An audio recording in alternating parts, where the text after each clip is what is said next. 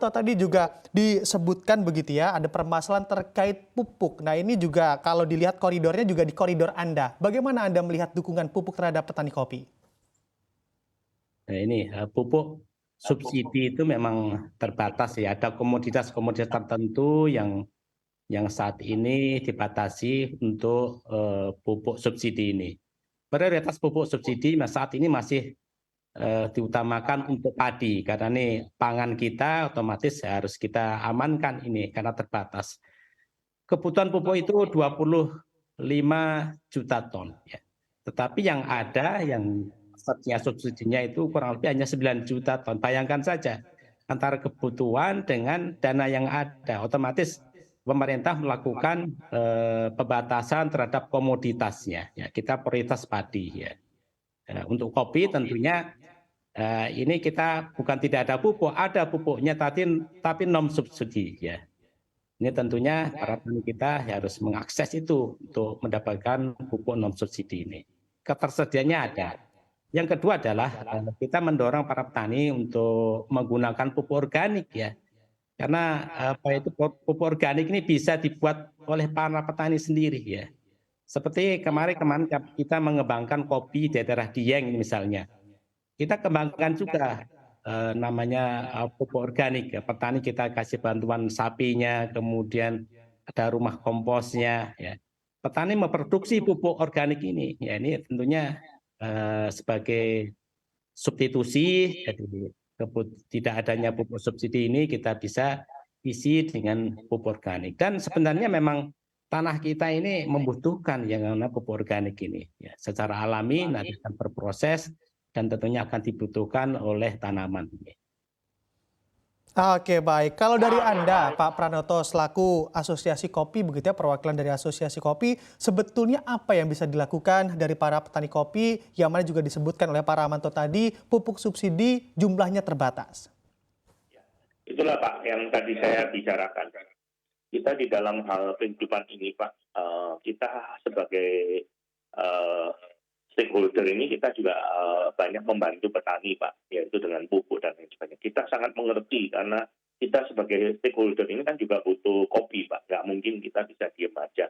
Saya juga selalu mengingatkan petani, kita jangan terlalu mengharapkan daripada pemerintah dan subsidinya. Saya ngerti karena pemerintah ini punya eh, segi prioritas. Saya sangat setuju dengan Pak Ramanto karena beras ini adalah yang paling utama buat kita, jadi kita harus perhatikan. Cuma di sisi lain kita sebagai stakeholder, itulah Pak, kesadaran kita sebagai stakeholder itu kita harus banyak membantu petani Pak. Dan yang perlu diketahui juga untuk semua pemirsa juga Pak Ramanto Pak. Pak Ramanto kan tahu Pak, kalau namanya pupuk organik itu Pak, itu hasil panennya kan kecil Pak. Jadi banyak petani itu tidak mau memikirkan untuk organik. Sebetulnya yang perlu kita ketahui ini betapa suburnya tanah di Indonesia ini, biarpun kagak ada air, kagak ada apa, kopi kita ini tumbuh dengan baik, Pak. Cuma memang yang terjadi terakhir-akhir ini adalah perubahan cuaca, kemudian adanya hama, Pak, sehingga produksi ini turun, Pak. Dari dulu, Pak, kopi itu nggak pernah di-take care dengan baik, Pak. Itu kita setiap tahun itu sekitar 700.000 ton, Pak. Kopi bagus dan jelek, Pak, ya. Yang eksportable itu kira-kira 450.000 ton. Yang jelek itu masih kepakai dan lain sebagainya, gitu. Jadi itulah Pak, kesadaran kita sebagai stakeholder itu harus ada karena kita selalu tidak bisa mengharapkan sesuatu yang terlalu besar karena anggaran pemerintah kan juga terbatas. Nah kalau kita ada sinergi Pak dari kita dan lain sebagainya itu akan terjadi. Dan sekarang itu yang saya lagi usahakan daripada asosiasi saya itu, saya berusaha membuat pupuk organik yang kita modifikasi dengan sesuatu Pak, sehingga dengan pupuk organik yang Bapak bicarakan itu Pak dari kompos kita kasih yaitu bio sesuatu kemudian itu menjadi sangat subur dan hampir sama dengan pupuk biasa. Nah itu Pak yang sekarang saya lakukan dan itu saya telah kembangkan sudah lebih dari 5 tahun Pak ya. Ini sekarang gencar-gencarnya. Bukan hanya itu Pak, saya juga sekarang melakukan yaitu pestisida organik, kemudian booster organik Pak, karena booster itu sangat membantu buat sawit Pak.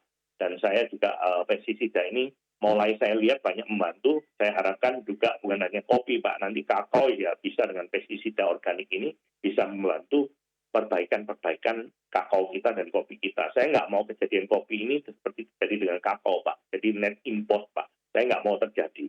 Tapi kalau ngomong net import, Pak, sebetulnya bukan kita aja, Pak. Semua seluruh dunia. Dan pada bulan April, awal April lalu, saya survei ke Vietnam. Dan saya lihat kejadian-kejadian itu, dan tahun ini Vietnam itu, tahun depan ini Vietnam kalau lihat dari perbungaannya dan lain sebagainya, nanti kira-kira Januari ini kan panen mereka itu Januari.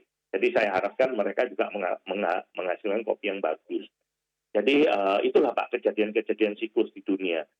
Memang mungkin Pak Rahmanto sebagai orang pertanian tahu Pak, pertanian ini kan alam Pak. Jadi nggak bisa seperti yang kita harapkan, seperti mesin industri Pak. Kita cetak apa jadi apa, benar nggak Pak Rahmanto? Itulah Pak. Makanya saya juga terima kasih dengan irigasi yang diharapkan seperti daerah NTT itu sangat kita butuhkan Pak. Kalau Jawa ini kita nggak terlalu. Bapak kalau lihat lagi Vietnam Pak, tanahnya Vietnam itu semuanya udah hitam Pak, udah karena kena pupuk NPK Pak. Saya udah bilang Indonesia ini akan berjaya ke depannya, karena apa? Karena kita adalah negara yang menghasilkan kopi organik yang secara itu adalah natural Pak. Kita ini biarpun tidak ada yang namanya apa, kita tanam hasil kita itu organik Pak. Itu cuma masalahnya kita itu nggak bisa mempunyai sertifikat Pak, karena sertifikat itu kan bapak mahal dan petani kita itu tiap petani kan hanya mempunyai 1 hektar Pak. Di mana kita sertifikasikan Pak? Benar nggak Pak Rahmanto? Dan makanya kita sebagai dari pertanian saya harapkan kita nanti bersama asosiasi kita bisa membuat suatu hal bahwa kita menyatakan bahwa sertifikat kita itu menyatakan bahwa kopi kita itu organik. Itu Pak yang saya harapkan ke depan. Oke,